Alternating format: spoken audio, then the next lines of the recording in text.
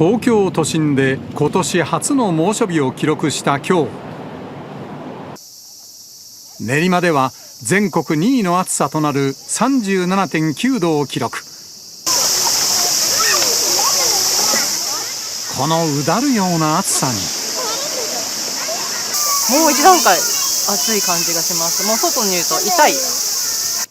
手元の気温計は40度を突破しました。そして全国1位の暑さも東京です。八王子市で 39.0 度を観測しました。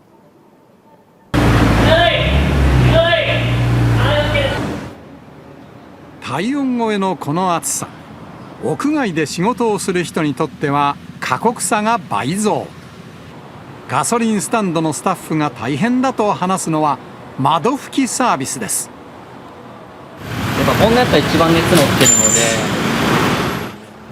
車体は素手で触れないほど熱を帯びていて、めちゃくちゃ汗かいてません今。いや本当に灼熱です。こまめな水分補給をしながら交代で仕事をしていました。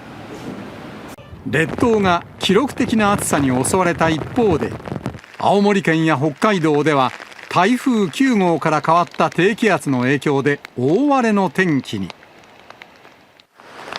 大規模な冠水被害に見舞われた青森県むつ市では、増水した川が氾濫し、橋が崩落。風間浦村では住宅地に土砂が押し寄せる被害も。まさかこういうふうになると思わなかったし。川が氾濫した七戸町の96世帯225人には、警戒レベル5の緊急安全確保が発表されました。怪我人の情報はありませんが、住宅地などに浸水被害が確認されています。北海道の函館市では、観測史上最大の24時間で 305.5 ミリの雨量を観測。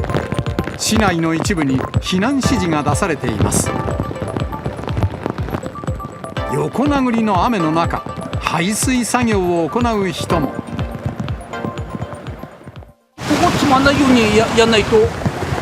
これやらないとこの辺水浸しになるかな。なると思います。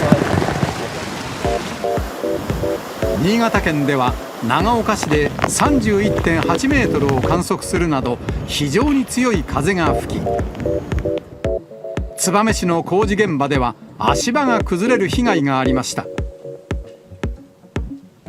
東北、北海道の大荒れの天気はピークは越えたものの、今夜遅くまでは警戒が必要です。